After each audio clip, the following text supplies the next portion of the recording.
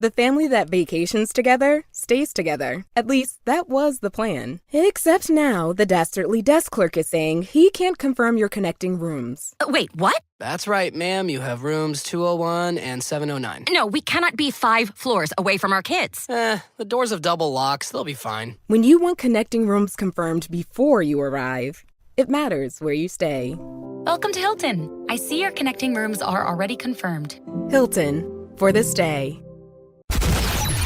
This is the Michael K. Show podcast. I gotta get more K. Listen live weekdays at 1 on 880 ESPN, the ESPN New York app, and your smart speaker.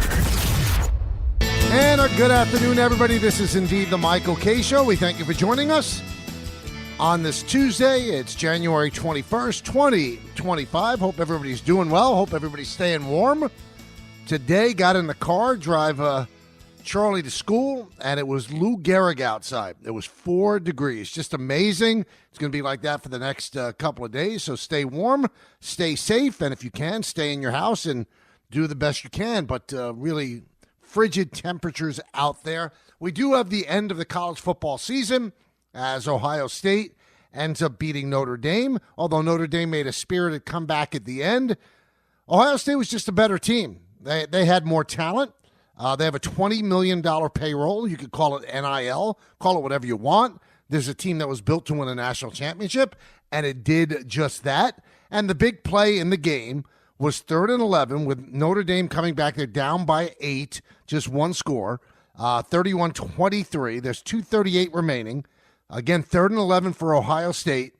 And they could have run the ball, forced Notre Dame to use a timeout, and then taking their chance with their defense. But I give Ryan Day, the head coach, credit. He went for it, and he went for it big. He has the freshman monster, Jeremiah Smith, as the wide receiver, and Smith went past Christian Gray, and 56 yards later, on a pass from Will Howard, that's it. They run out the clock. They end up getting a field goal out of it.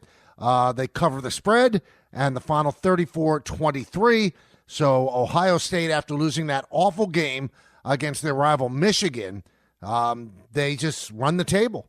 They probably saved Ryan Day's job, and they avoid the ignominious fate of having a payroll of $20 million as a college team and not winning a national title. But they did. So you give them credit. Transfer Will Howard got the job done at quarterback. They beat number 1 Oregon in the playoffs. They beat number 5 Texas, number 9 Tennessee, and eventually number 7 Notre Dame to win 34-23. After the first drive of the game, where Riley Leonard was just a beast, chewed up about 10 minutes of the first 15 minutes in the game, Notre Dame scored a touchdown, and that looked like it was going to be the last time that they were going to be able to celebrate Notre Dame and its fans, but they did make a spirited comeback. There's one thing that I do question, though, about this game. Marcus Freeman has gotten so much love as a head coach, and he deserves it. He's done great things with Notre Dame at a very young age, well respected. A lot of people say he could be a future NFL coach, but they are down by 2 scores. And they have the ball with 9:27 left at the Ohio State 9-yard line, 4th and goal. You got to score a touchdown there. You might not get the ball back. Instead, he tries a 27-yard field goal. It was missed by Mitch Jeter, and they essentially never got the ball back. That's a curious one. That is a curious one. They didn't get the ball back twice, let's put it that way. So even if you get the field goal, you're going to have to get the ball back twice to win the game. They got the ball back once. They ended up scoring. They got the 2-point conversion on a really funky, nice play designed, and but they never got the ball back from Ohio State after that. So that was a curious decision to go for the field goal then, and that ended up costing them. They ran out of time. So congratulations to Ohio State. Again, they were embarrassed. They were a double-digit favorite over their arch-rival Michigan. They couldn't get it done at the end of the game. There was nastiness where Michigan's trying to plant the flag at the big horseshoe, and fights broke out. I don't know if that galvanized Ohio State, not that you need something like that, But Ohio State ends up winning, and they are the national champions, the first national champions in the 12-team college football playoffs. Now, on the professional front, we have the Final Four. We spoke about that a lot yesterday in our shortened show. But what we're all waiting for now here in New York is Aaron Glenn. Aaron Glenn, as far as we know as we speak, is meeting with the New York Jets. So if, in fact, Aaron Glenn is the guy that the Jets want, it would probably behoove them to not let him out of the facility. Why? Because right after this, he's going to fly down to New Orleans, where he also has a connection. I know he played for the Jets, but he also has a connection with New Orleans. If you want Aaron Glenn, you don't let him out of the building to fly to New Orleans. You just don't. Doesn't make sense to do that. Why would you do that? Because he goes down to New Orleans, they interview him, they offer him a contract, boom, it's over, and you've lost your number one pick, if in fact that is their number one pick. Now, our very own Adam Schefter was on Sportsmanlike earlier today, and he said the hope for the Jets that it is going to be Aaron Glenn. Here's Schefter. Aaron Glenn is with the Jets today. They've coordinated it so that Aaron Glenn and Lance Newmark, who worked in Detroit for 26 years and is now the assistant general manager of the Washington Commanders, are with the Jets together today. And in an ideal world, the logical world, the Jets get everything wrapped up today. They hire Aaron Glenn as their head coach and Lance Newmark as their general manager. And I would say the chances are that is the likely outcome, but the Saints also are interested in Aaron Glenn. And you just don't know how these things transpire and unfold in the end. I mean, the Jets' history of closing on head coaches is a little spotty. What they would like to do is marry Aaron Glenn, Lance Newmark, head coach, GM, close on that today. That would be nice and clean, right? That's exactly what you want. Now, you are getting a first-time head coach, and the Jets have not had that much luck with first-time head coaches. They did have some luck with Rex. I understand that. And Adam Gase had an interim stint before he got the Jet job. He was awful. Robert Saleh didn't work out. Albrecht didn't work out. So you are taking a chance, and you're bringing in a defensive mind. He has a connection with the Jets because he played here. He was an excellent player, and he did a phenomenal job as a defensive coordinator of the Detroit Lions until the last game. He absorbed all those injuries, and he kept them relevant, and he kept them dominant, but they just couldn't stop the Commanders in the end. Now, Lance Newmark had that long run with the Lions as one of the assistants in their front office, became an assistant GM with the Commanders, and now has a chance to get the big job. And it would be nice and tidy to get them both done together. There's a relationship with them. You know, the story of Aaron Glenn is a really interesting one. You know, after he retired as a player, he became a businessman. And he owned about 8 restaurants down in Houston and was very successful. They were really successful restaurants. And he told a story that, on Sundays, he would sit in front of the TV and he would scream at the TV and say, oh, you shouldn't have done that. You got to do this. It's not the way you do that. You should have called this or that, blah, blah, blah, blah. And one day he was doing this and his wife walked in and said, hey, G, you got to become a coach. And he said, what? She goes, I know you like your job with the restaurants and owning the restaurants and running them, but you love this. You got to pursue your dream. So if you look at Aaron Glenn, he has certainly checked off every single box when it comes to how to do this job. He was a scout. He worked at every level of the coaching staff before becoming the defensive coordinator for the Lions. So you can't say he took any shortcuts. He said he thought that at the end of his playing career, the job was to become a successful businessman, put a suit on, sit behind a desk, run a company, and he did that, and he ran it well. But it was still in his blood to be a football coach, and he wants to be a head coach, and this is his chance. So in all likelihood, he's either going to get the job with the Jets or he's going to get the job with the Saints. And if the Jets really want him, and they have the ball first, don't defer. Take the ball, run with it, and sign him. If this is the tandem that you want leading you forward, whether that's the right tandem or not, get it done. Doesn't make any difference. Why would you let him out of the building? Now, I don't know if Aaron Glenn has said, listen, I gave my word to New Orleans that I'd at least have them talk with me. But money can certainly buy out of that. If the Jets are the right fit for him and he wants them and they want him, there's no need for him to leave Florham Park today. So we're going to be monitoring this throughout the 2-hour show, and I'm sure that Don Hahn and Rosenberg will as well. Rich Samini is on it for us here at ESPN, and we'll certainly talk with him if anything does break. And you heard what Schefter said. In a perfect world, at the end of this day, Lance Newmark is the new GM, and Aaron Glenn is the new head coach. Let's see if it gets done. If it doesn't, it'll be very interesting to see what the pivot will be. Who would be the next choice? Who would be the guy that you'd want moving forward? Don't let him out of the building. Now, Ben Johnson ends up signing with the Bears yesterday. And he's going to get a tremendous amount of money for a first-year head coach. The Raiders wanted him. The Bears wanted him. But because he's an offensive mind, you know what he did? He went to the team that had the quarterback. The Raiders don't have a quarterback. They don't have a big-time quarterback. Caleb Williams was the number one pick in the draft. And although the Bears won 5 games, people still think he is an untapped jewel. That all he needs is a great offensive mind to lead him. And Caleb Williams is thrilled. He said, I want to be with this guy for the next 12, 15, 17 years. Let's see.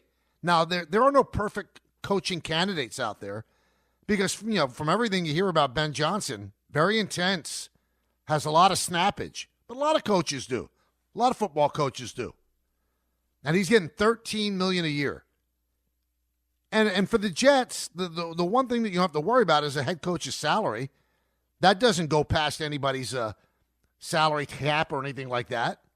And there is word out there, there's been leaks I've heard, that whatever they pay Aaron Glenn has made it known that he would like to keep Aaron Rodgers. And I really do believe that that's the way to go. I said this on Friday, and this is coming from a guy. I'm not enamored with Aaron Rodgers, both off the field and on the field. But I need to have a better answer if you're going to tell Aaron Rodgers, okay, we're good. I need to have a better answer. I need to know exactly where's the pivot. Where are you going if you don't bring back Aaron Rodgers? Because if you don't bring back Aaron Rodgers, there's a big cap hit anyway. Dead cap money. If you bring him back, there's still a cap hit, but you know what? At least you have a quarterback. And I'll repeat the thing I've saying over and over and over again. He was not coached this year after Game 5. And with all due respect to Robert Saleh, who is getting some traction in his head coaching interviews, I don't think he was coached in the first 5 games anyway. You know when it was really apparent that he wasn't coached at all? When he's allowed to miss the mandatory minicamp. I know you're sitting in your car right now or however you're consuming the show and you're rolling your eyes and go, here we go again, that missed minicamp. That was a small window into the fact that he ran the organization. I don't care how many camps he went to that were not mandatory. The one that was mandatory, 3 days he would not go to. And it was allowed to happen. Ergo, not coached. Not disciplined. Just not. You would think that a new coach comes in, he's going to hire at least a smart offensive mind, that he's going to be coached. And maybe when Aaron Glenn sits him down and says, we're going to do it my way. You're not running the show. Maybe Aaron Rodgers says, you know what, I want out. Maybe Aaron Rodgers wants to pull all the levers. Who knows? But if Aaron Glenn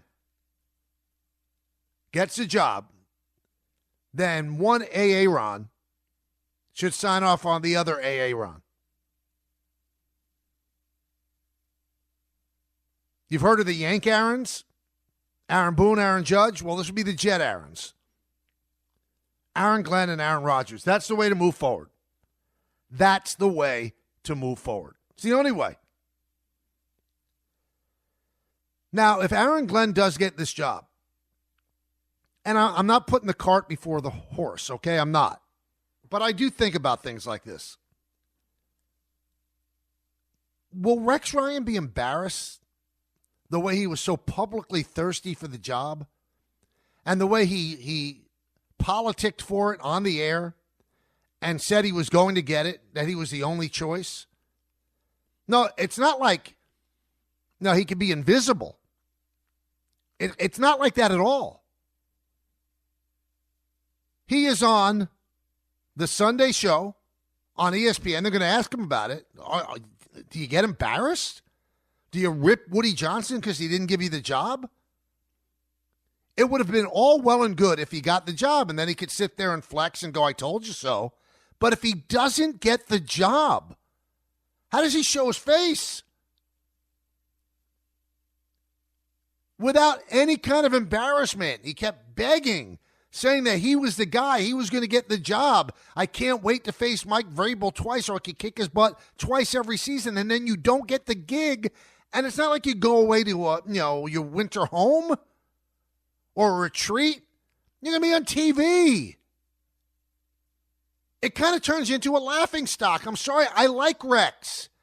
And he could have wanted the job, and he should have wanted the job, and he could have pursued the job. He did not have to be so gosh darn thirsty publicly.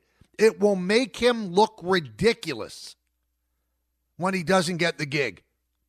Absolutely ridiculous. And the thing that makes it worse, he has not coached in over a decade, about a decade. He's 62, 63 years old. Ain't nobody going to hire him as head coach anymore. Maybe he gets a job as a defensive coordinator, maybe. So not only does he have the embarrassment of not getting the Jet job, but now he also has the realization there's no more jobs for me as a head coach. Nobody else interviewed him. Nobody else reached out to interview him. No one. So the thirstiness that you showed becomes an embarrassment. It just does. Now, we don't know if Aaron Glenn's getting the job, although all signs point that he is. So if all signs point that Aaron Glenn's getting the job, then all signs point that Rex Ryan is not. Embarrassed? Indignant? Angry? How does he react? That's something to watch as well. Now, you know the rules of engagement on the show. We're going into our third week now. You're the co-host, baby. It's me and you. So in order for you to exercise your co-hosting ability, you know the number, 1-800-919-3776. 1-800-919-3776. That's the number. Now, as we move along this week, we'll talk a lot more about the Commanders and the Eagles and the Chiefs and the Bills. Two really good conference championship games. Can't wait for them this weekend, this Sunday. It's going to be unbelievable. We'll get guests on throughout the week. Now we want to get you onto the air. Again, 1-800-919-3776 so you can co-host the show. Let's go to the phones, 1-800-919-3776, and let's go to Vinny in Staten Island. Vinny. Hey, Mike, how are you? Good. How you doing, Vin? All right, pal. I was just listening to you say about Aaron Rodgers. So what do you think, anybody coming in, who's going to coach him this year? Aaron Rodgers is not going to change. He's going to be the same quirky guy. He's going to do whatever he wants. They just got to move on from him. I don't care about the dead cap space. They got to move on from him. They got to get somebody else. It's never going to work with Aaron Rodgers because he's another year. He's going to be 42 years old. His legs ain't the same. They just got to move on from Aaron Rodgers. But, Vinny, wouldn't you say that at the end of the year he played better? He played like a pretty decent quarterback. He's better, but he's going to be 42 years old. He's going to be 42 in December. He's going to play most of the year at 41. So I understand what you're saying. I understand what you're saying. But, but Tom Brady played at 45. Now, there's only one Tom Brady. I'll give you that. But, if he doesn't listen and if he says he's going to still do his thing, he's very stubborn about the offense that he wants to run. He doesn't like a lot of movement or things like that. Well, then you don't bring him back. But all things being equal, you say you got to cut bait and move on. Move on to what? Tyrod Taylor? The Jets have a talented roster. With the right moves and the right coaching, they could actually be competitive next year or next season. So it's not that easy to move on. It's just not that easy to move on. Let's go to Alex in Midtown. Alex. Hey, Michael, how are you? Good. How you doing, Alex? Good. So I guess I might be piggybacking a little bit off what Vinny just said, but I think it's a little unfair to Aaron Glenn to immediately have to be told you got to coach Aaron Rodgers and have these lofty expectations again of you got to win now, we got to try and have a winning record, make the playoffs. I just think it puts Aaron Glenn, a first-time head coach, in a kind of a tough position. I'd rather he build the culture that he wants. I know there's not many, options out there, but I think having Aaron Rodgers and, again, these expectations, it's pretty tough for Aaron Glenn. Well, I will tell you this. Maybe I did not articulate the way I wanted to, Alex. I do want to clear it up. I'm not saying that they should force him to keep Aaron. I think Woody Johnson, if he had his druthers, would cut bait with Aaron Rodgers. But if Aaron Glenn and Lance Newmark think that the way to go is with Aaron Rodgers, then that's the way they should go. Because they see the lay of the land. They see that there aren't an abundance of quarterbacks out there you're not bringing back Sam Darnold. I don't think you're going to make a trade for Kirk Cousins. What sense would that make? Also coming back from an Achilles injury, and he didn't look nearly as good as Aaron Rodgers did. And I am not making Aaron Rodgers out to be the 3-time MVP. He's not that player anymore. But all I need you to say, and this is not coming from an Aaron Rodgers booster. If you've listened to the show, you know what I think about him. But I need you to tell me, who can the Jets get that's better than Aaron Rodgers, even at the age of 41? Who can they get? Tyrod Taylor, I'm sorry. Tyrod Taylor is a nice backup. He's been a backup for most of his career. I don't think that Tyrod Taylor would be as good as Aaron Rodgers. And they have Taylor for another year. They signed him to a 2-year deal, which was smart. But it does fall in the lap of Newmark and Glenn. If they want him back, they should get him back. If they don't want him back, then cut bait. That should be the rules of engagement when Woody hires the people to run the team. You guys decide. You guys decide. That's nice and easy, nice and clean. Let the coach and the GM decide if they want to have what could be an albatross around their neck.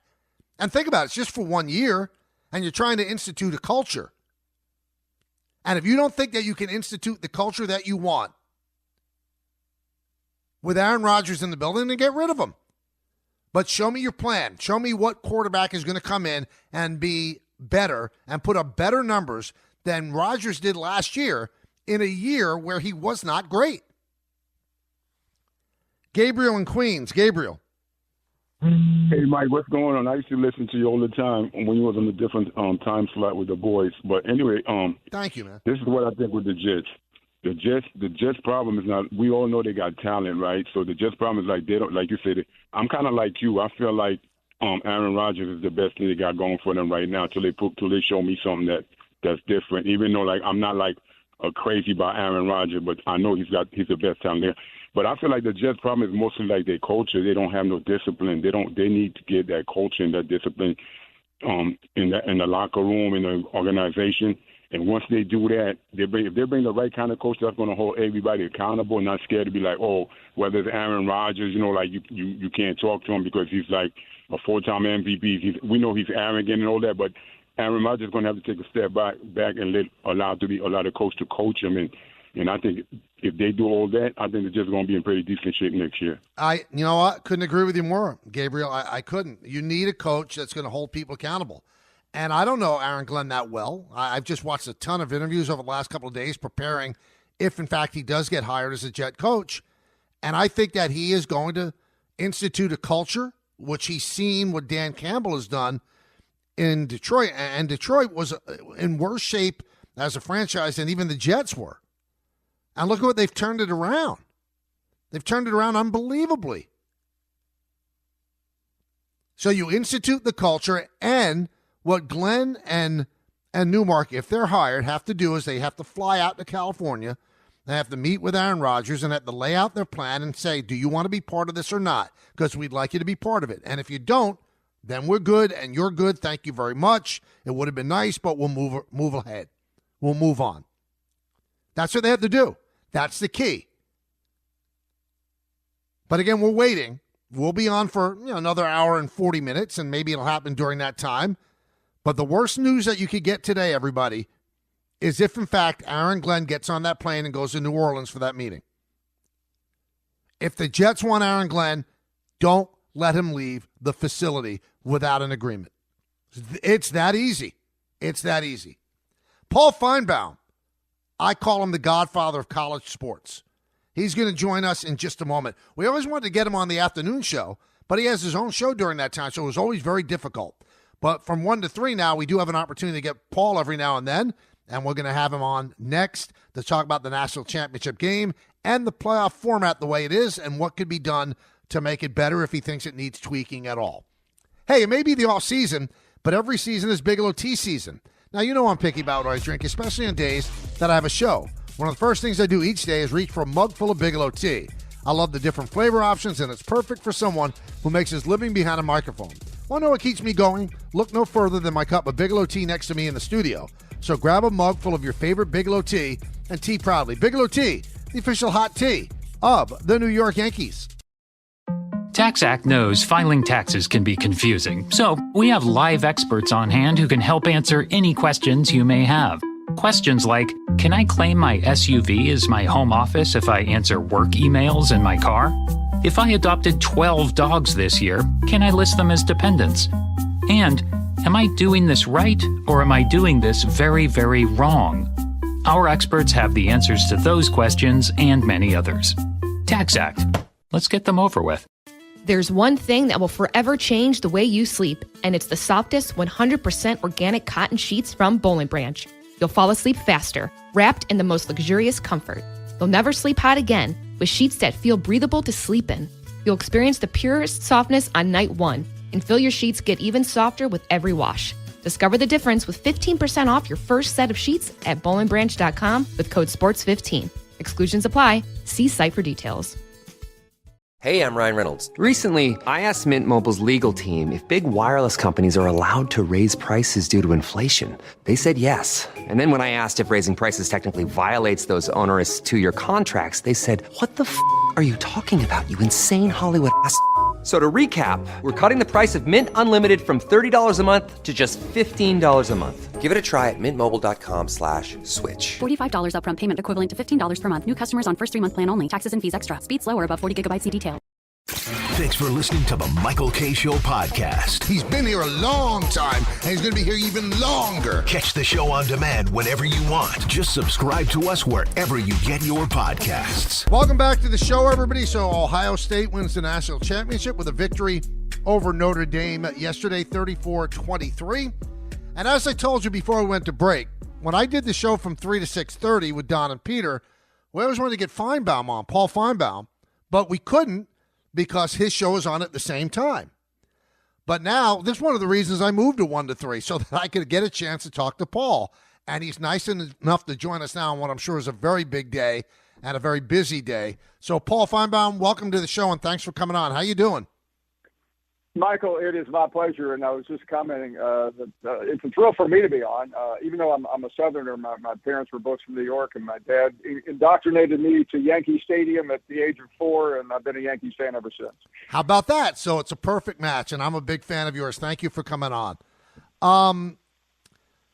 If they don't win the national title, even if they go to the title game yesterday and Ohio State loses, does Ryan Day lose his job because of the Michigan loss, or because he got to the national championship, he probably got a reprieve? He wouldn't have lost his job because getting there mattered, but it would have still hung around his neck like a scarlet letter, and I think he would have come down again to next year. If this had been any other year, but the 12-team playoff, and this was the first time, he very likely would have been fired after that Michigan game. I mean, I know Ohio State fans try to act like today that they weren't after him, but they were. They were vicious and as vitriolic as any fan base I've ever seen. But losing to Michigan 4 years in a row, I mean, there's almost nothing comparable to that. I mean, I'm trying to come up with a Yankees Red Sox or something more local, but there's not, because that is a lifetime in that series, and nobody has ever survived doing that. But he was able to make up for it by winning the national championship. So by winning the national championship, does he get a total reprieve and probably is there for a long time, or because it's Ohio State and there's expectations every single year that he has to win again? He gets a reprieve for a while, but let me remind the audience that winning a national championship does not give you a lifetime pass. I don't have to go too far back. Ed Ogeron, right. Coach Joe Burrow, and Jamar Chase and Jefferson, a couple of guys that I know you heard of. In the 2019 season, he was fired 2 years later because the program just imploded. Gene Chizik, a name nobody can remember, won a national championship in 2010 with Cam Newton. 4 years later, he was fired. So in a league like the Big Ten or the SEC, it will give you a couple of years, but it's not a lifetime pass. Some places you can live off of it, but in college football right now, it only has the statute only goes so far. Now, it seemed to me that Marcus Freeman should have or probably was in danger at Notre Dame after that terrible loss earlier in the year, but he rebounded to win every game except last night. So it looks like he's now golden at the Golden Dome. But I do question one thing, and I wanted to get your take on it, Paul. When they're down with 9:27 left and they're fourth and goal at the 9, why kick the field goal there? That didn't make any sense to me. It made no sense. And, yeah, it's easier to talk about since he missed it, but it still was a two-score game. Yeah. And I don't know what these guys all have books, you know that, and there's no book in the world. I just think he hated to walk away there with nothing. He had some momentum going. As it turned out, that field goal, getting a touchdown there could have been large, because if it had not come to that monstrous pass late in the game on 3rd and 7 to Jeremiah Smith, they were only 8 down, and he really threw away an opportunity. It wasn't the biggest blunder. I thought James Franklin made bigger mistakes in the Orange Bowl a couple of weeks ago, but it doesn't wipe away what he accomplished. But it still kind of stings a little bit, because it was just really an unforgivable call. All right, so this was the first year that expanded to 12, and I've always said when they talk about with college basketball, well, if you expanded from 68, there'd be less argument. But if you expanded to, let's say, 86, I'm just taking a number, then teams 87, 88, and 89 would complain. And this year, teams 13, 14, and 15 would complain. Do you believe that this is the right system right now, Paul? No, it's a convoluted system, and the reason why, it's not for who didn't get in, because I don't feel sorry for an Alabama team that was the next team out who lost as a 3-touchdown favorite to Vanderbilt, or an 18-point favorite at Oklahoma. It's two teams that had 500 records. But what made no sense was a school like Boise State got grandfathered into a bye, Arizona State, and it was because the college football playoff originally agreed to go to 12 about 5 years ago, and then a couple of the commissioners got mad about Oklahoma and Texas leaving the Big 12 to go to the SEC. I know this is convoluted, so they had to come to an agreement. And the contract, this is the last 2 years of the original 12-year contract. There has to be unanimous. So they had the big commissioners, the Big 10, the SEC, had to agree to this convoluted plan, which is still going to be into effect for the next season. And then it will not be into effect when 26 comes around, when a new contract. I know that's a long explanation, but this year made very little sense. By the way, Ohio State actually benefited by losing to Michigan in the end. They didn't have to play a conference championship game. They did get to play at home, but they still missed a game that would have been brutal. They would have played they would have played Oregon in the Big Ten championship game. Georgia played in its league championship game, and its starting quarterback got knocked out for the season, Carson Beck. All right, now you look at Jeremiah Smith. He's just otherworldly as wide receiver. He's a freshman. Do you think, Paul, that they will ever change that rule that you can draft somebody before their third year in college? They won't change it, but I think as convoluted as the NCAA is, and right now in court they cannot win. I would take it to court. Others have done this before. Somewhat unsuccessfully, but I think the right attorney out there could go to court and Jeremiah Smith. And it might not be in time for next season, but I think he could force them to do it, because if suddenly all these hotshot freshmen start suing, the NCAA has even more problems on their hands than they already do, and they have serious issues. Now, I know we're talking with Paul Finebaum here on the Michael K. Show. I know you love college sports and you love college football. To me, it loses a little bit of the luster when it's just so transient right now, and Ohio State had a $20 million payroll, and other teams can't afford that. Will they ever get a hold of this and change it and make it a little bit more reasonable, where you can't jump around from team to team whenever you want? I don't think they will, Michael. Everyone who is complaining now inside the Beltway, so to speak, could have stopped this 10 years ago, but the commissioners kept kicking the can down. The NCAA was ineffective, really one of the most ineffective organizations in the history of sports. And right now, the head of the NCAA is literally begging Congress. I said that. Congress to bail them out, and Congress very well might, because the change of administration, the fact that the House and Senate are both Republican, favors some legislation, but it's not going to be enough. And I'm hearing, I talk about this every single day, as you know, and fans are finally turning. The old line fan does not like this, and I think there will be a rebellion. Now, again, a lot of people love college football. It's the second most popular sport in the country behind the NFL. But it is going to reach an inflection point pretty soon, and I think there is going to be major tune-out. It's just, to me, Paul, it seems like it doesn't have the same vibe at all. And listen, I felt that the players should be compensated in one way, but let's just look at Jeremiah Smith. If he wants to leave Ohio State, he could go up for bid right now. There's no allegiance. I can't even imagine these guys are going to class. No, Carson Beck, the quarterback at Georgia last year, threatened to leave. He ended up getting a Lamborghini, about a $350,000 car, and $3 million. And he had a horrible season, by the way. And there's a I talked to an attorney yesterday who's representing a Wisconsin player who just left to go to Miami, and Wisconsin is suing him.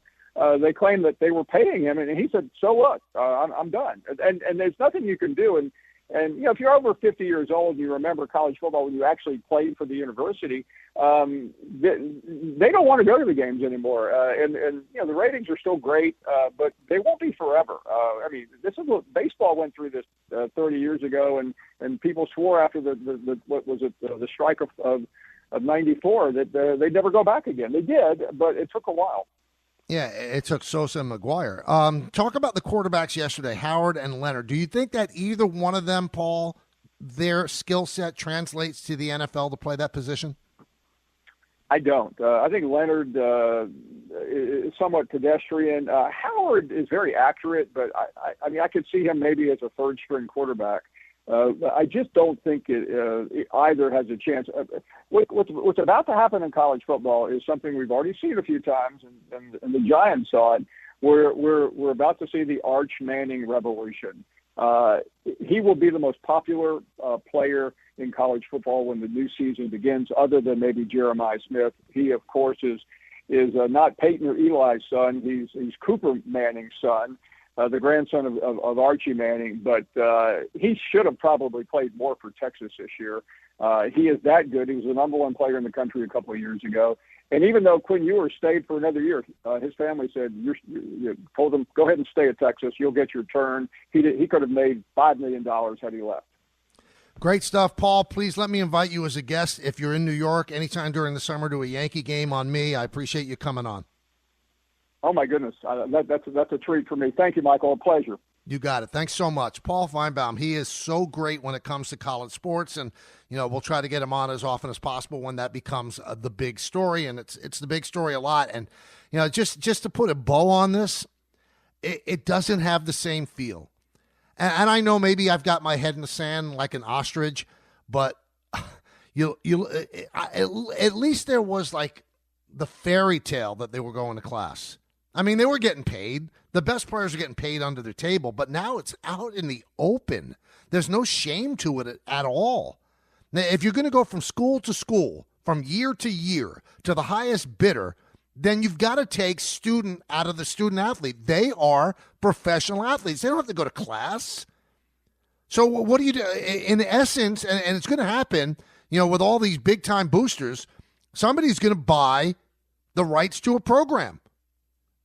They just are, and they'll make money off of it. And they'll sell the TV rights and the whole thing. It's out there. It's going to happen. They're not really connected to the schools anymore. It's a professional endeavor when Ohio State has a payroll of $20 million. They were built to win, and they won. Good for them. But do you find any joy anymore? Is there any allegiance? Is Jeremiah Smith going to stay his whole 3 years at Ohio State? And if he does, can you imagine the amount of money they're going to have to pay him? Good for him. Good for his family. Good for all these people that are making money. But it has a wild, wild west effect to it that it's not at all rootable, if that's a word. You don't find yourself, feeling warm and fuzzy about things, because even though we knew that under the surface it wasn't as warm and fuzzy as we thought, at least there was that facade. Now there's not even a facade. It's like you're walking down the street and they go, hey, you want to go to Ohio State? Hey, do you want to go to USC?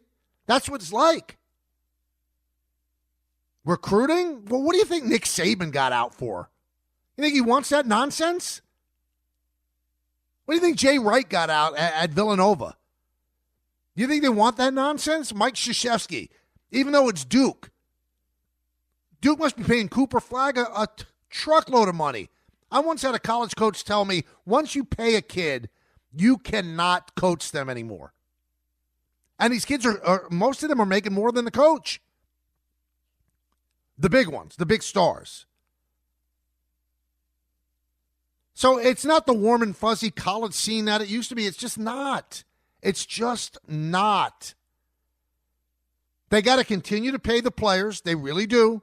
But there has to be some order to it, some semblance of order. Now, it's really the wild, wild west. And I don't think it makes the sport great. It doesn't. It's a different sport. Not college sports. It's minor league sports. 1-800-919-3776. We'll rip through some phone calls. We talk some baseball in the 2 o'clock hour as the Dodgers get richer and richer, or make players richer and richer. The K Show, right here on 880 ESPN. Harry Douglas here. Say goodbye to bulky, clunky shavers that clutter your bathroom. Not only do you get an incredible shave, Panasonic's Palm Razor has a sleek, elegant design that adds a touch of sophistication to your bathroom. It also conveniently charges with a USB cord. Visit shop.panasonic.com/sports to shop for the Palm Razor. Use promo code Harry for 10% off exclusively for ESPN radio listeners. That's shop.panasonic.com/sports, promo code Harry. My dad works in B2B marketing. He came by my school for career day and said he was a big ROAS man. Then he told everyone how much he loved calculating his return on ad spend. My friends still laugh at me to this day. Not everyone gets B2B, but with LinkedIn, you'll be able to reach people who do. Get a $100 credit on your next ad campaign. Go to linkedin.com/results to claim your credit. That's linkedin.com/results. Terms and conditions apply. LinkedIn, the place to be, to be. So it's a new year, 2025, and you're thinking, how am I going to make this year different?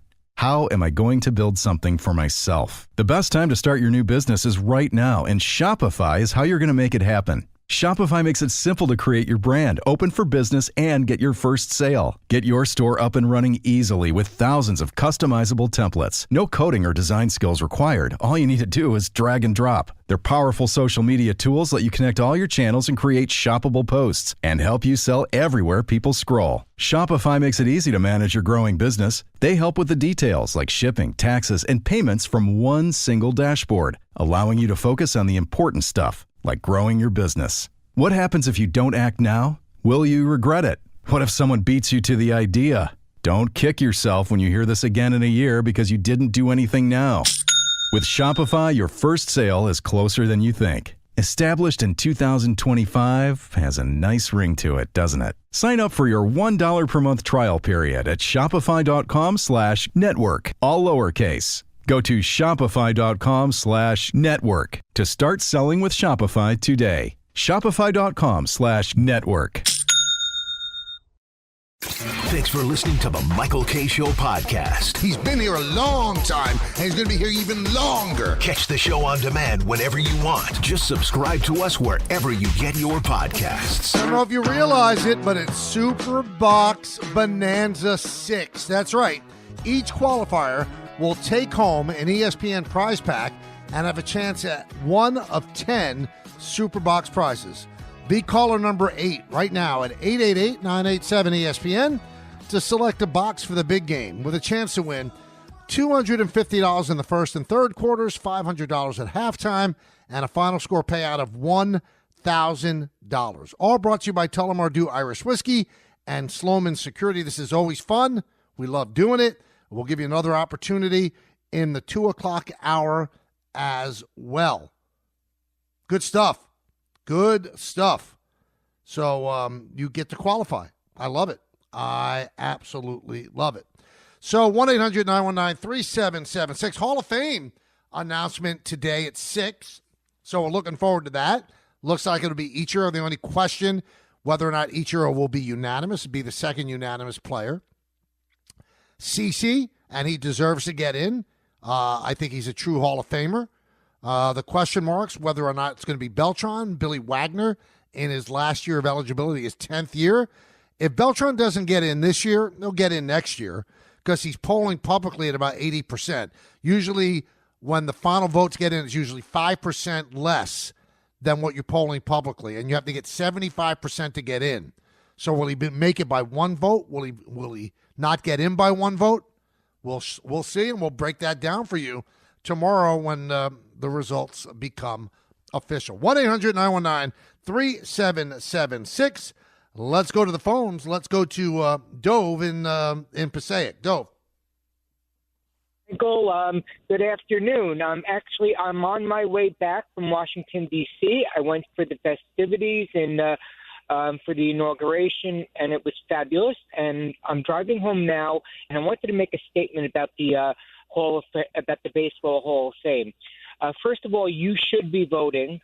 I don't like that there are people who are voting that shouldn't, there should be people like yourself, Susan Waldman, they should be in the voting. And I think it's time that we settle the steroid era situation by allowing these players to be voted in with the distinction that says steroid era. Well, but I'm sure you could put that on a plaque, yeah.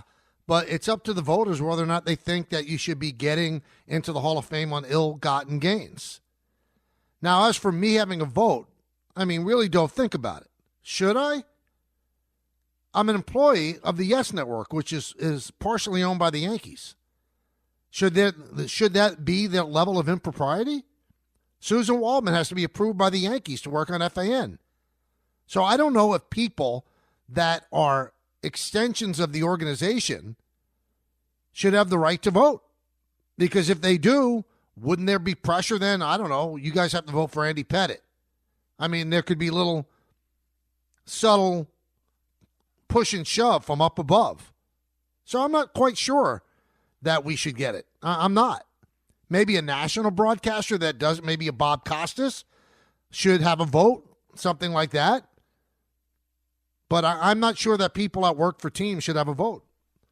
I mean, at least with the writers, there's an air of objectivity. They're not connected to the team. They're not in any way beholden to the team. They're not being paid by the team. They're not approved by the team. So there's that aura of objectivity, which is so important. Let's go to Bruce in Harlem. Bruce. Yes. Hello, hey, Bruce. Michael, congratulations on your new show, your new time slot. You're doing it. I'm loving it. Thank you, man. Thank you so much. Absolutely, absolutely. Oh, just quickly about Rex Ryan, I was definitely pulling for him, but as far as him being embarrassed, I don't think so because, I mean, if a video about his foot fetish didn't embarrass him, I don't think this is going to embarrass him. Well said. Well said. But, as far as the Jets are concerned, and I understand what you're saying about Aaron Rodgers. There's probably not much of a better alternative right now. My only concern is that it seems like it's going to be another year of wasting talents like a Sauce Gardner. I mean, athletes, especially football players, have but so many years of peak level performance. So I'm just curious to get your. But idea. let me ask you a question, Bruce. Sure. Why is it wasting that talent? If Aaron Rodgers gives you your best chance to maybe make the playoffs this year, why are you wasting Sauce Gardner's talent? The only way you're wasting is if they lose, if they don't win. But see, here's the thing. Next season, if the Jets start off at 0-3 or 0-4, come on, people are going to be calling, of course, for their heads again. So I'm just afraid it's going to be another one of those seasons. It's like we're talking about the Jets. It's like anything that can go wrong usually does. But here's my point about it, Bruce. See if you follow me on this. I think their best chance to win would be with Rodgers. Not win the Super Bowl, but maybe get into the playoffs or have a decent season over 500. So if you bring in another quarterback, those losses still might happen. I'm only saying bring back Rodgers, not because there should be any allegiance to him or because we love him because he's so warm and cuddly. I'm looking at the landscape of quarterbacks out there and saying, who, if not Rodgers, who?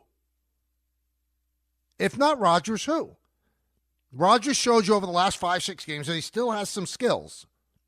Not the same skills that won all those MVPs, but he can still fling the ball. He's got an unerring arm. So, I mean, whoever the quarterback is at 0-4, there's going to be screams and cries. I don't want to lose a Sauce Gardner, although he didn't have the year this year that he had in the past. I don't want to lose Garrett Wilson. I want the culture to change and the team to be good. That's what I want. And I think the best way to do that is by bringing back Aaron Rodgers. Hey, we just told you about it. Superbox Bonanza 6. Your chance to get your box for the big game with a prize pool of $2,000. All qualifiers will get an ESPN prize pack and a chance at one of 10 Superbox prizes. Listen daily through February 6th to DiPietro and Rothenberg, Bart and Carlin, the Michael K. Show, and Don Hahn and Rosenberg. This year's big game payouts are $250 in the first and third quarters, $500 at halftime, and a final score payout of $1,000. All brought to you by Tullamore Irish Whiskey and Sloman Security. For full contest details, go to superboxbonanza.com. Now, I'm looking at the show before our show, Bart and Carlin. Isn't it easy just to call it Barlin or Bartlin? Why use two words when you can just unite them both and make one? Bartlin. That should be the name of the show. Bartlin. Tell me I'm wrong. Tell me I'm wrong. Well, the Dodgers have done it again, and the outcry only increases. Is there a solution? Do you have a right to be angry? We'll bat it back and forth, see what you think. Hey, throughout the entire NFL playoffs, FanDuel takes it to the next level because right now new customers can get $5 and get $300 in bonus bets if you win. That's $300 in bonus bets if you win your first $5 bet. The FanDuel app gives you everything you need for live bets, same-game parlays, and so much more. Plus, when you win, you'll get paid instantly. Just visit FanDuel.com/K to join today and get started with $300 in bonus bets. That's FanDuel.com/K. FanDuel, an official sportsbook partner of the NFL. 21 plus and physically present in New York. First online real money wager only. $5 first deposit required. Bonus issued as non-withdrawable bonus bets, which expire 7 days after receipt. Restrictions apply. See terms at sportsbook.fanduel.com. For help with a gambling problem, call 1-877-8-HOPE-NY or text HOPE-NY 467-369. Thanks for listening to the Michael K. Show podcast. You know what? Check yourself. Hear more from Michael K. weekdays at 1 on 880 ESPN. Suck it up and like it. The ESPN New York app and your smart speakers. The family that vacations together stays together. At least that was the plan. Except now the dastardly desk clerk is saying he can't confirm your connecting rooms. Wait, what? That's right, ma'am. You have rooms 201 and 709. No, we cannot be 5 floors away from our kids. The doors have double locks. They'll be fine. When you want connecting rooms confirmed before you arrive, it matters where you stay. Welcome to Hilton. I see your connecting rooms are already confirmed. Hilton, for the stay. The This is the Michael K. Show podcast. I gotta get more K. Listen live weekdays at 1 on 880 ESPN, the ESPN New York app, and your smart speaker. Welcome back to the show. Everybody having a good time on a Tuesday. Hope you're staying warm. It's awful out. Awful. When it gets into single digits, I used to do this years ago on the afternoon. Oh, it's Derek Jeter out today, and this morning it was Lou Gehrig. Then it popped up to Joe DiMaggio.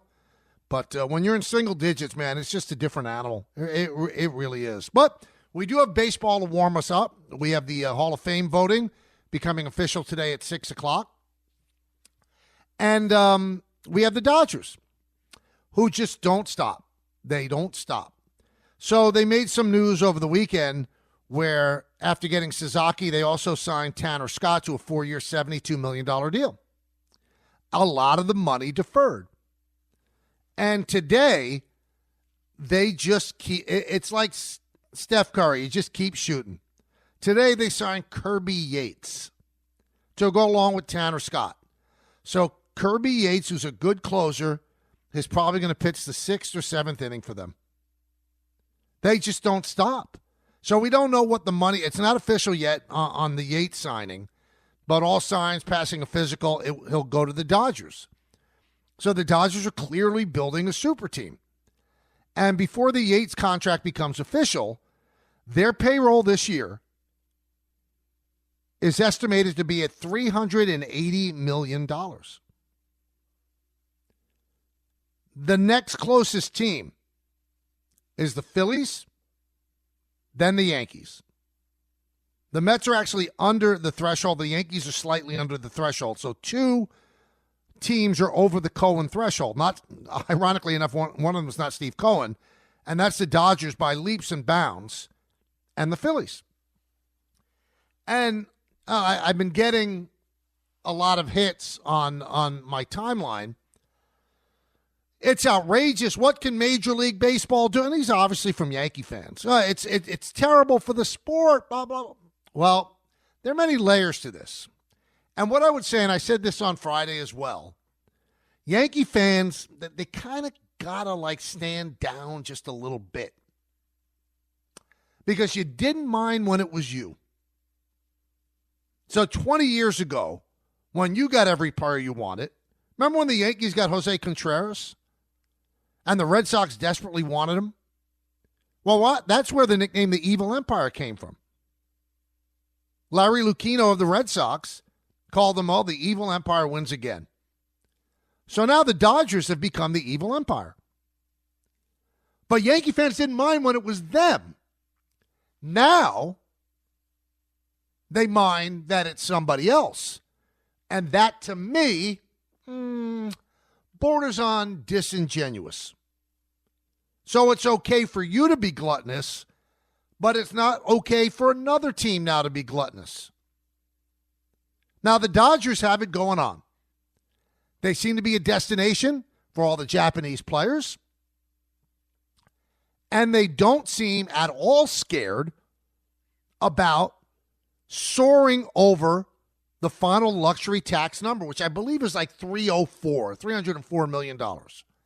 So that means that every single dollar you spend over 304, you get taxed at 100%.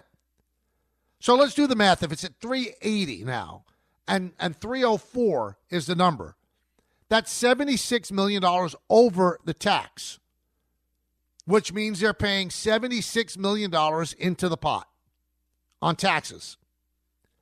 And it doesn't seem to bother them at all. But the one thing that other teams really are going to have to explain to their fan base, including the Yankees, the Dodgers don't care about all of the penalties of soaring over the luxury tax. And I've always said it's not the money that worries you so much. It's the other things that affect you.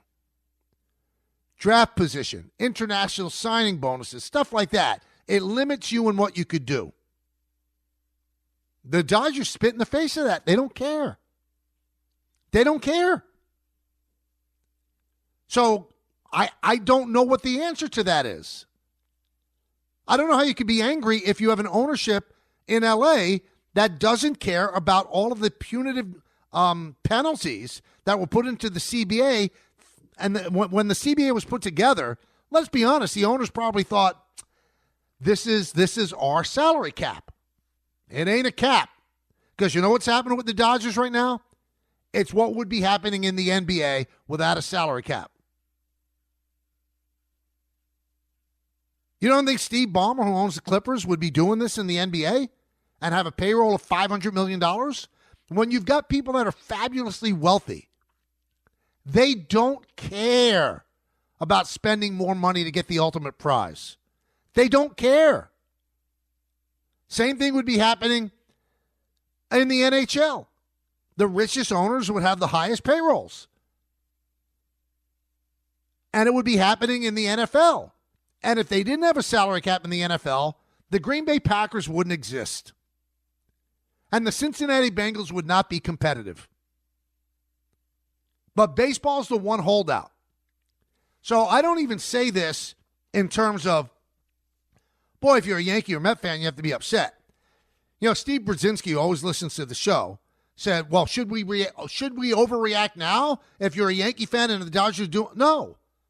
You have no right to overreact. What the Dodgers do does not impact you whatsoever at all. What you have to do is be the best team in the American League and get yourself into the World Series. And then I guarantee you that the worst team in baseball could beat the best team in baseball on a best of 7. It won't happen all the time, but it could happen. Baseball's not a physical sport where if you have the physical talent, you could just steamroll somebody. No. There are nuances to baseball. There just are. Remember, the Dodgers, who were the reigning world champions, almost lost to the Padres last year. They're down 2-1. So when you talk about the unfairness of the Dodgers, there's only one thing that borders on unfairness, is that the Japanese players seem to want to play for the Dodgers. The West Coast is much closer to the Far East than the East Coast on the United States. That's something you can't solve geography. You can't move your team to the West Coast. That's one thing the Red Sox, the Mets, the Yankees, they can't battle. And Ohtani has now turned out to be quite a draw for the Japanese players. They want to play with Ohtani. You can't battle that either. So that's a problem that Major League Baseball is going to have to solve. That's something I say is a legitimate thing to be worried about. You can't have the Dodgers getting all the greatest Japanese players. You just can't.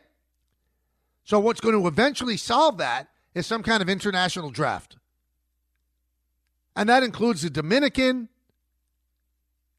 And rather than the wild, wild west that goes on with the Dominican where you're signing 16-year-olds to $5 million contracts, actually have a draft. And the Japanese players that want to leave Japan, have a draft. Have a draft. So if the Milwaukee Brewers get Roki Sasaki, they get him. And he doesn't have a right to go where he wants to go because American players don't have a right to go where they want to go. You think in a perfect world, Paul Skeens wanted to be drafted by the Pittsburgh Pirates? No, but he did, and now he has to spend at least 6 years there, unless they trade him. Now, the Dodgers' total disregard for the tax, that's going to have to be addressed. And really, the tier system right now of taxing, that was put in to kind of slow down the Yankees at the time. But now, the Dodgers are not driving on I-95. They're driving on the Autobahn. They're going 200 miles an hour. The other teams are going 55, 56, 65, whatever. And the thing that worries me the most is that this is going to lead to a work shutdown. It just is. So when the CBA is over, what's going to happen is that Major League Baseball owners are finally going to say, you know what, we have to get a cap or we can't go on. Because now I think the Dodgers and everybody else, there's never been more of a disparity between the haves and the have-nots. And I don't think the players' union is going to give it up that easily. So the only way you give it up is if you shut down the sport for a year. That's it. That's the only way. And that's what I fear. Now, one final thing out of all of this, if you're a Met fan or a Yankee fan or the Red Sox, the other big market teams, if the Dodgers can operate and suffer all of the slings and arrows of all the negative things that happen when you soar over the final luxury tax and still produce the Gavin Luxes and the Walker Buehlers, and I can name them on of all the players that the farm system produces. Well, then the Yankees can't stand on the fact, well, it's not because of the money, but it's because of all the tough things that happen to you when you, the Dodgers don't care. And the Yankees have a higher revenue than the Dodgers. They do. And why do the Dodgers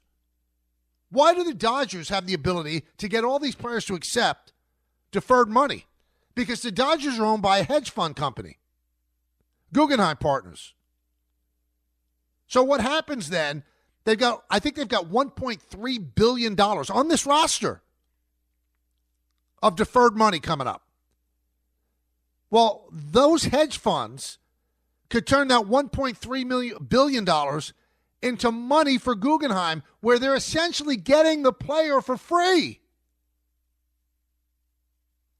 So once you allow corporations like Guggenheim to buy into a sport, all hell breaks loose because they're smarter than you in managing money. And all of these millionaires that are on the teams, they're all really smart. But there's a different level of smart when it comes to hedge funds, and they know how to play the market.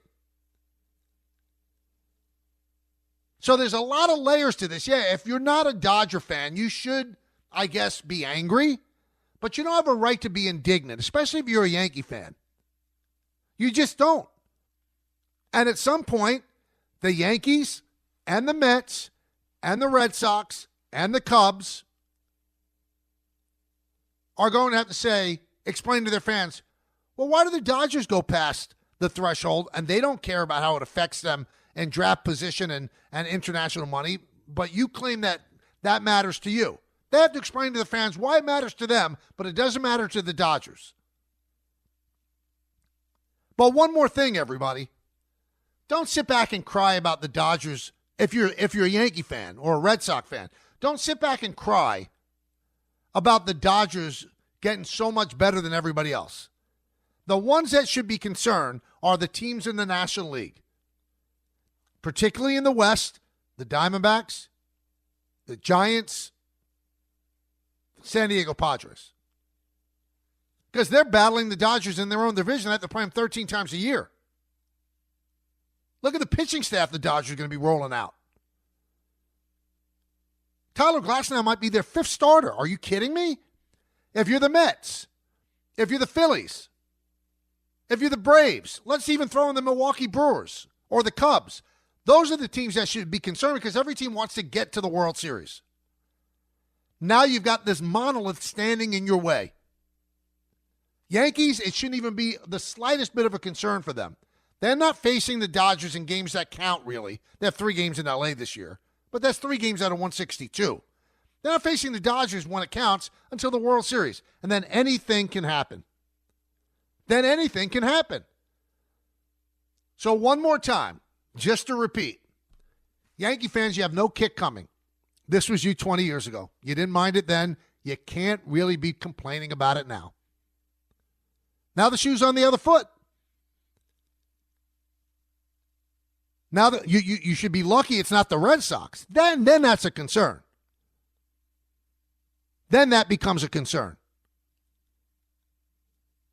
But as things stand right now, the Dodgers are the prohibitive favorites in the National League. And guess what, Yankee fans? The prohibitive favorite in the American League is the Yankees. So you got to let it play out. Yankees have the 3rd highest payroll in baseball. So it's not like they're being cheap. The Dodgers, though, it's on another level. It just is. Let's go to the phones, 1-800-919-3776. Let's go to Jimmy in Staten Island. Jimbo. Mike, how are you? Good. How you doing, Jimmy? All right, Mike, 100% agree with you. These guys are never going to agree to a cap. So the only thing the league could do and the commissioner can do is they got to severely punish teams like the Dodgers with draft picks, international money, and come up with something, because the Dodgers are going to keep doing this with this deferred deals that they do to these players. The Japanese pipeline is getting ridiculous now. So I don't know what the other owners are going to do unless they open their mouths and tell them, because you're right, it's either going to be a strike or just take away whatever you could from the Dodgers, because they don't care. See, and but I'm a here's- Met fan, so I'm not spoiled like the Yankee fan is. But now, like you're right, I got to deal with the Dodgers. I mean, it's unbelievable. And as a Met fan, I'm glad you brought that up, Jim, because if you're Steve Cohen, now you've got the money that Guggenheim Partners has. You have your own personal wealth of $22 million. So the one big difference for the Mets is going to be, well, they've got Uncle Steve. Well, now he's probably been told by his general manager, David Stearns, about all the terrible penalties you have for going over the Cohen tax. He might say, screw it. The Dodgers are at 380. Let's go to 380. If they know how to build with that, we can build with that. Because Cohen does have that kind of money. Personal wealth. Personal wealth. I'm not saying that he gets that revenue from the Mets, because if he's going to spend 380, you know he's going to lose money. He's been losing money the last 2 years. Maybe that's why he wants to be under the cap or the tax. But at some point, he might see what the Dodgers are doing, and the Mets are directly competing with the Dodgers to get to the World Series, and he might say, go do your thing. Spend whatever you have to spend. Spend whatever you have to spend. 1-800-919-3776. And one other thing that Jimmy brought up, they have to penalize the Dodgers. That's the tough thing in baseball. You can't just unilaterally punish the Dodgers. It's not the way it works. It has to be approved by the players. Because anything you do to punish the Dodgers because they're spending all this money is, in essence, a salary cap. That's what the salary tax is, but it didn't work. You can't have something slowing down spending that doesn't have an absolute stop sign on it. A salary threshold, which is what Major League Baseball has, is only a suggestion. And if you want to blow past it and suffer the penalties, then you do. It's only a suggestion. In the NFL, it's not a suggestion. You can't spend over this. You're not allowed. NBA, NHL, you can't spend over this number. Baseball has long wanted a salary cap. But the problem is that players don't trust the owners to give the full valuation of what they're making, of their revenues. And until there's that trust there, or if they shut down the sport for a year, you're not getting it. You're just not getting it. Paul in Saratoga. Paul. Michael, God bless the Dodgers. Let them spend what they want. What I want as a Yankee fan is how to address the great big glaring hole we have at third base and spend the money and sign Bregman. Put Dominguez in left, give him a shot, but fill third base. It's only money. And that's where the money and the cap and all that comes in. Just spend the money. Maybe they don't want Bregman, though. They don't think that Bregman swing plays at Yankee Stadium. Well, I've heard that. But to me, Bregman is a hitter. Half the season, he's not at Yankee Stadium. He's an upgrade over anyone else I can think of and makes the team much better. But it's funny, though, Paul. He turned down a 6-year contract from the Astros. So he obviously wants 7 years. He's 31 years old. How do you like the DJ LeMahieu contract now in the last 2 years? You don't want him on the team, right? You're right. And that's always the gamble when you sign guys 30, 31. But we've got Aaron Judge until he's 38 or 39. We would have paid Soto till he's 40. I feel just take the chance. But I think your point is valid. Yeah, well, I agree, Paul, that right now the Yankees need a third baseman. Otherwise, you're starting the season with Oswaldo Cabrera or DJ LeMahieu, or a combination thereof. I think they need a third baseman. I also believe they're not going to do anything unless they can move part of Marcus Stroman's contract. Now, if you're a Yankee fan and you're getting angry about that, well, why did the Dodgers go to 380 and you got to move Stroman's contract to get a better player in to play third? That's just the way it is. Hal's running his team like a business. The Dodgers are running it like a toy. That's all there is to it. Go to Henry in South Carolina. Henry. Michael, are you staying warm up there? Did the new studio accommodations keep you warm? Absolutely. I'm doing well. Thank goodness. Happy to hear it. I called about another thing, but since we're on this whole Dodger-Yankee context thing, I got to address some of these callers, man. I mean, first of all, Bregman's swing does not play Yankee Stadium, and I just finished Andy Martino's book about the Astros. I also finished The Yankee Way about Brian Cashman. Did an Andy Martino back-to-back, and I just don't see Bellinger and Judge and Bregman playing too well at this point. I just think that Bregman was so brash back then about the whole Astros thing. I just don't see it happening. And it's not, I think I heard the caller say, it's not only money. I mean, it's not that simple. Hal has made it very clear that he doesn't want to get above. First, it was $200 million years ago. Now it's $300 million.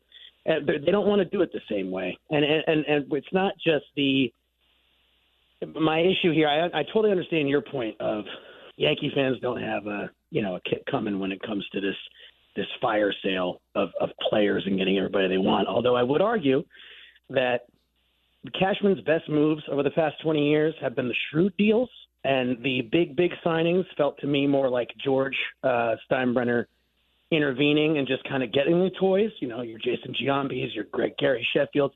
Those didn't result in championships. And for 20 years or so, we've been painted as like the selfish Yankees or the spoiled Yankees. Your one caller just said it. We're spoiled. Well, first of all, it's been 15 years. Okay, it's been a while now. 96 to 2000 is a long, long time ago, and it's just simply not the same. And what you have here is Friedman kind of being lauded as a bit of a genius for kind of making every move that he can. Meanwhile, we're still being called spoiled. So it's tough to see all this happen. I mean, But one thing though, Henry, we're looking at it through this prism from up here in the Northeast. I think the entire country, baseball fans, are angry at the Dodgers now, and fans of lower market, smaller market teams. I understand them being upset because they can only dream. They can't get to that level. They can't. But here, why don't the Yankees do it? Because they have a different business model. I think the Dodgers might lose money. With all the money they're spending because Steve Cohen has lost money the last 2 years. It seems like they don't care. I think the biggest thing that has to be addressed by Major League Baseball is the proliferation of deferred money. Because if you take out the deferred money that the Dodgers are actually spending, the Yankee payroll and the Phillies payroll is about commensurate to what the Dodgers are spending. I don't think there's a player in the Yankees that gets deferred money. Because at some point, you are going to pay that money. You're just kicking the can down the road. And if you ever want to sell the team, then you're going to sell a team that has a lot of money on the books that's not playing. That's exactly what you're going to do. Maybe the Yankees don't want to do that. Maybe the Red Sox don't want to do that. Hey, it's Superbox Bonanza 6. Each qualifier will take home an ESPN prize pack and have a chance at one of 10 Superbox prizes. Be caller number 9 right now at 888-987-ESPN to select a box for the big game with a chance to win $250 in the first and third quarters, $500 at halftime, and a final score payout of $1,000. All brought to you by Tullamore Dew Irish Whiskey and Sloman's Security. Have fun with that. We want to fill those boxes up and have somebody have a nice Sunday when the big game is played. 1-800-919-3776. When we come back, it's time for some hit and run, so stay tuned for that. It's the K Show right here on 880 ESPN. TaxAct can think of a million things more fun than filing taxes. TaxAct is going to name some now. Sitting in traffic. Folding a fitted bedsheet. Listening to your coworker talk about his fantasy team. Digging a hole. Digging an even larger hole next to that original hole. Unfortunately, TaxAct's filing software can't make taxes fun. But TaxAct can help you get them done. TaxAct. Let's get them over with. This is a PSA, or public sock announcement. Experts have declared Bombas socks as the best way to warm up chilly feet. These pairs are super cushy, soft, and designed for maximum coziness. Plus, for every pair purchased, another pair will be donated, so someone in need of essential clothing can stay warm this winter. Go to bombas.com/ESPNpod and use code ESPNpod for 20% off your first purchase. That's BOMBAS.com/ESPNpod and use code ESPNpod. There's one thing that will forever change the way you sleep, and it's the softest 100% organic cotton bedding from Boll & Branch. You'll fall asleep faster, wrapped in the most luxurious comfort. You'll never sleep hot again with airy blankets, cloud-like duvets, and breathable sheets. You'll experience pure comfort on night one and feel your bedding get softer with every wash. Discover the difference with 15% off your first order at bollandbranch.com with code SPORTS15. Exclusions apply. See site for details. Thanks for listening to the Michael K. Show podcast. He's been here a long time, and he's going to be here even longer. Catch the show on demand whenever you want. Just subscribe to us wherever you get your podcasts. This is Hit and Run. All right, this has become one of our more popular segments where, just little quick hits. I'm going to start off with a personal note. So when TikTok went out of business for about 20 hours, all of my daughter's friends are on TikTok. We don't allow Callie on TikTok. We just don't.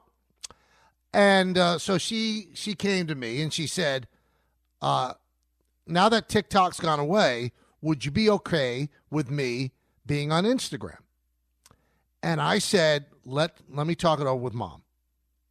So Jody does her due diligence, and Instagram has a level of admittance for teenagers, but you have to be 13. That's the limit.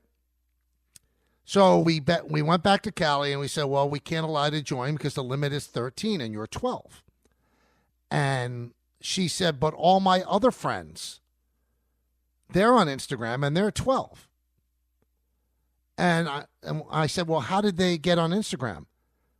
And they said, well, you don't have to show any proof. Well, right there, Mr. Zuckerberg, it's a farce. You don't have to show any proof. Then there's no guardrail. Anyway, we said to Callie, sign up for it, put in your real age, and see if they let you in. So she did. She put in her real age, and they said you can join. The limit is 13. So then she got all emotional. And she got all teary. And she said, why do you guys not allow me? And all of my friends' parents do. And I will repeat what I've said a lot over the air over the last couple of years. You're only as good of a parent as the parents of your friends, of your kids' friends. So if those parents want to be irresponsible morons and allow their kids to lie to get onto Instagram, then the onus on you to allow it. So Jody and I don't allow it. And now we're the bad parents. We're the ones that our daughters constantly chirping at us. Why are my friends allowed to do this and why not you? Because your friends' parents are idiots. That's why. We don't give her a phone at 12. Oh, my friends have phones. Again, your friends' parents don't get it. So they want to be their kid's friend and not their parent, so they just give them everything they want. So that's what you have to put up with, and Peter's going to have to put up with when his kid grows up too. You're only as good as the parents of your kids' friends. And one more thing to Instagram. Let's show some proof to let people on. So we can have a 9-year-old say they're 13 and you let them in. There's no birth certificate you have to show, so it's all a farce. Social media is the cesspool of the world. Just saying.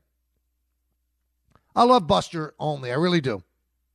But he sent out a tweet the other day. He said the Dodgers have an advantage because they have the Jackie Robinson history and the resulting tradition because of it. What I would say to my buddy Buster, not one person that signed with the Dodgers, not one, went there because Jackie Robinson broke the color line in 1947. Not one. And you talk about tradition. Yeah, the Dodgers have a great tradition. Yankees have a better tradition. They play on the West Coast in L.A., and their ownership pays a lot of money. That's it. If Jackie Robinson had broke the color barrier playing for the Giants, people wouldn't be going to the Giants. I don't think that had anything to do with it. For Ohtani, for Yamamoto, for Sasaki, for the two relief pitchers they just signed, that's nonsense. It's not true. Let's go to the Blue Jays. So they signed Santander, which is 5 years, $92 million. Not a bad deal. But they're going to be a bridesmaid essentially for every big player.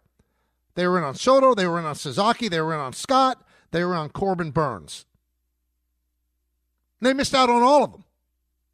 So I was talking to somebody with a connection to Toronto last night, and I said, why are they not signing Vlad? Imperfect player. You don't know what you're going to get with him. You don't know if he's going to be in shape one year or not. This past year, he was great. The year before, look at his numbers. He was awful. And this guy told me, well, there's a difference of $50 to $60 million that they don't want to bridge. And I said, well, they're never going to get him then. You got a guy who wants to play for the Blue Jays. Wants to. He's a Canadian citizen. You got to overpay to keep him. If not, what are you doing with your franchise? This guy wants to play. He wants to play for the Blue Jays. And he wants to get overpaid because of what Soto got. And because he's young, he's going to get it. Once he becomes a free agent, the Mets are going to sign him and give him whatever he wants. So the only way that you stop that is to sign him now while he's still under your control. And you have until the beginning of spring training on February 11th. That's the deadline he set. Rogers Communications prints money. They are the cable provider for all of the country. And they're going to let $50 or $60 million over a 10-year period stand between signing Vlad Guerrero or not. It doesn't make sense. Makes no sense. The Knicks, big win yesterday against the Hawks after the tough loss against the Timberwolves. And I give Tibbs credit. He played his bench early in the first quarter because he knows he has a back-to-back tonight with the Nets in Brooklyn. And Mikal Bridges completely shut down Trae Young in the third and fourth quarter. That's how you beat him. Condolences go out to Jeff Torborg's family. I knew Jeff from his days as a coach with the Yankees. Just a class guy. Just a wonderful, wonderful man with a great family as well. Had that great season where he was manager of the year with the White Sox when they won 94 games there last year in Comiskey. And he passes away over the weekend. I thought that I actually believe that Tom Brady had one of his best games of the year with the Eagles game the other day. The fact that the people at Fox, Brad Zager, I believe his name is, reached out to Andrew Marchand of The Athletic and said, we don't see a conflict of interest. Really? You really don't? How come I see it? Do you realize that in that entire game, the Commanders... This was the Commanders against the Lions game he did. Do you realize that the entire game, he never said the name Ben Johnson? Never. Never said it once. He said the name Aaron Glenn, never said Ben Johnson. Why? Because he wanted to hire Ben Johnson with the Raiders. That's not a conflict of interest. And the fact that Mike Tannenbaum continues to run all the interviews for the Jets with his 33rd team and is on the air at ESPN is another glaring conflict of interest. It just is. How do you not see that? How do you defend that? Don't get it. Don't get it. Rangers play again tonight. They've gotten a point in every single game over their last 7, so they play the Senators at the Garden. You'll hear it right here on 880. St. John's, ranked 20th in the country. Rick Pitino has done the job for them. Hall of Fame voting becomes official tonight. Will Ichiro be the second unanimous player? The first, obviously, is Mariano Rivera. I think he's probably going to be. I mean, how do you vote against him? But, who's the complete gutless puke that didn't vote for Derek Jeter and has not revealed his or her name. If you're going to make a stand like that and not vote for Derek Jeter, at least say who you are and defend that you didn't vote for Derek Jeter. So Jeter fell one vote short. Ichiro should be a unanimous selection, and CeCe's probably going to get in as well. One quick thing I found out about Ichiro. We always knew that Wade Boggs ate chicken every single day. Ichiro did as well. He ate the same flavored chicken wings every day at 5:05 p.m. every single day. One quick thing about Sabathia, who's probably going to get in. He's a Hall of Fame pitcher. He's amazing. What he did for the Yankees in 2009, the type of teammate that he is, just amazing. But he showed me what he's all about. Not that he had to.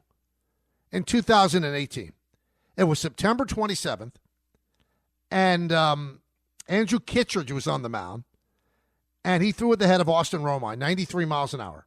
That was in the fifth inning. Now it's the sixth inning at Tropicana Field, and Sabathia is 2 innings away from clicking into a $500,000 bonus for innings pitched. So he has to pitch the 6th and the 7th, and he had a low pitch count. And he told Romine, first batter, after Romine got thrown at. And Romine tried to talk him out of it. The whole team knew about the $500,000 bonus. You know what Sabathia did? Jesus Sucre was the first batter up. He drilled him. Got thrown out of the game. Cost himself $500,000 because that was the right thing to do as a teammate. That's why everybody who ever played with Sabathia absolutely adores him. And the nice finish to that story, the Yankees realizing what he did and how it would have looked not to do it, they actually gave him the $500,000 bonus anyway. So a good job by them, a great job by CeCe, and he is going to ride into the Hall of Fame on his first ballot. Good stuff. All right, we'll come back. We'll finish up with your phone calls, leading you into Don, Hahn, and Rosenberg. Hey, there's nothing like the NFL playoffs. It's one big game after another. And you know what? Big games deserve bigger payouts. That's why FanDuel is giving all customers a same-game parlay profit boost every game day during the NFL playoffs. It doesn't matter if you're new to FanDuel or already have an account. You'll score a bigger payout if your SGP hits. So don't just watch from the sidelines. Visit FanDuel.com/K to get in on the action. That's FanDuel.com/K to get a same-game parlay profit boost every game day during the NFL playoffs. Make every moment more with FanDuel, an official sportsbook partner of the NFL. 21 plus and physically present in New York. Opt-in required. Minimum 3-leg parlay required. Bonus issued as non-withdrawable profit boost tokens. Restrictions apply, including any token expiration and max wager account. See terms at sportsbook.fanduel.com. For help with a gambling problem, call 1-877-8-HOPE-NY or text HOPE-NY. That's 467-369. Hey there, Ryan Reynolds here. It's a new year, and you know what that means. No, not the diet. Resolutions. A way for us all to try and do a little bit better than we did last year. And my resolution, unlike big wireless, is to not be a raging and raise the price of wireless on you every chance I get. Give it a try at mintmobile.com/switch. $45 upfront payment required, equivalent to $15 per month. New customers on first 3-month plan only. Taxes and fees extra. Speed slower above 40 gigabytes on unlimited. See mintmobile.com for details. Harry Douglas here, and if you're constantly on the go like I am, then earbuds are a priority. That's why you need Technique's new noise-canceling AZ80s. Like you, these buds work as hard as they play. You'll get Technique's legendary high-res audio, along with state-of-the-art noise cancellation, so you can stay in your zone. Visit us.techniques.com/sports to shop for AZ80s now. That's us.technics.com/sports.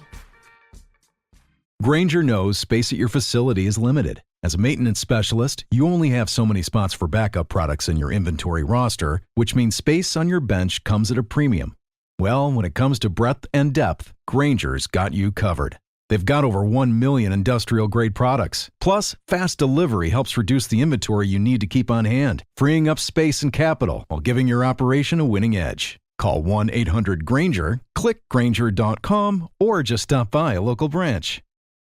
Thanks for listening to the Michael K. Show podcast. He's been here a long time, and he's going to be here even longer. Catch the show on demand whenever you want. Just subscribe to us wherever you get your podcasts. All right, so according to our very own Rich Samini, Aaron Glenn, as far as we know, still at Florham Park, was busy yesterday reaching out to potential staff members and seeking advice from some of his league contacts, according to sources. Meanwhile, in D.C., the Commanders are bracing for the possibility of losing Lance Newmark. Some GM candidates already know that they're out of the mix. So, as I said at the beginning of the show, if Aaron Glenn's your guy, Woody, don't let him go to New Orleans. Don't let him go. Now, he might not be able to get to New Orleans. He might not. Because there's 6 inches of snow, 7 inches of snow in New Orleans. And when a city like that gets snow, it's paralyzed. But if you let him fly to New Orleans and meet with the Saints, and you're risking losing him. Now, if you don't think he's the guy, then that's fine. Then let him go to New Orleans. But if you think he's the guy, there's no reason for him to leave the building without a contract offer. Now, if he says he doesn't want to sign it because he owes it to New Orleans to speak with them, then there's nothing you could do about that. But if you can make it sweet enough that he doesn't leave Florham Park without a contract, you should do that. Let's go to Andrew in the car. Andrew. Hi, Mike. How are you? Good. How are you? Good. I completely agree with you, by the way, about social media. My 10 and 7-year-old are definitely not allowed. It's you know what? It's the worst part about being a parent, social media. It's so tough to keep them off. But I wanted to I agreed and thank you for bringing up what you said earlier about 20 years ago with the Yankee fans, being a Met fan, living through that time, where they were signing everybody. It was great to see for them, tough for us. But they can't complain right now. You know what I mean? It's just the way it goes. It's cyclical sometimes. You know what I mean? What? And I'll defend you always when people call you Yankee boy, because you call them out on that. You weren't afraid to speak up on it. So that's, much appreciated. What angers me about this whole situation is that, nobody said anything or is quiet when the Yankees did it, when the Dodgers are doing it. But when Cohen did it a couple of years ago, the next thing you know, there was the tax. Do you know what I mean? Yeah. Were they that afraid of him with his wealth that, he was going to ruin baseball? Do you know what I mean? Well, I think that they were, and that's why it's called the Cohen tax. But he did flaunt it when he's trying to build up the team in a hurry. Now, I think he's like $60 million under that tax. I'm just saying about Yankee fans, you could be disappointed, you could be frustrated that the Dodgers are doing what they're doing, but you can't be angry and stand on your soapbox. Something has to change. You didn't say that 20 years ago when you were in that position, when you were able to get all the players. You just can't. It's not fair to do that. You cannot do that when you were once them. Let's go to Casey in Montana. Hey, Michael, thanks for taking me on the show. You got wanted it. to talk a little baseball. So I'm 26 years old, so, I know how great the Yankees were, back in those days, and I have to imagine the way we feel about Dodgers now is how a lot of people felt about the Yankees at the time. But do you think there's been, on paper, a better team assembled to break the single-season win record than the 2025 Dodgers are lining up for right now? Well, that's a good question because they have such good pitching and their bullpen as well. So the single-season record is 116. And they also, I don't think there's been a team assembled since the Yankees that has a chance to win 2 in a row. No team has won 2 in a row since the Yankees in 99 and 2000. So the Dodgers won last year, and they have a chance. But again, they've got to get through some tough teams in short series. That's why what the Yankees did in 96, 98, 99, 2000, it's really tough to do it again. There's so many layers of playoffs. There's so many good teams in the National League. So the Dodgers, they'll probably get a bye. And then when they do, they'll have to face the Phillies, the Mets, the Braves, the Padres, the Diamondbacks, who have great pitching. There's a lot of obstacles to get to the World Series again. So super teams in baseball are nice, and I don't have a problem with it because I think it's great to have, the ability to root to knock somebody off the mountain. I don't have a problem with it. I think that that's why I don't have a problem with the Kansas City Chiefs. I'd love to see them in the Super Bowl. Make it even more compelling. So let them build up a super team. But in baseball, super teams don't always win. The best team doesn't always win. You can't tell me that when the Diamondbacks went to the World Series and they lost to the Rangers, that they were the best team in the National League. They weren't. They got hot at the right time. They won short series. And the Dodgers, just remember, everybody, going for 2 in a row, they practically did not get to the World Series last year. They were down 2-1 in a best-of-5 against San Diego. And somehow they pulled it out. But they were that close to being eliminated. And the Mets gave them a run as well. So don't just hand it over to the Dodgers because of all they're doing. They're doing great things. They're building a great, great team. But there's no guarantee. It's not like Jordan and Pippen and Rodman. It's not.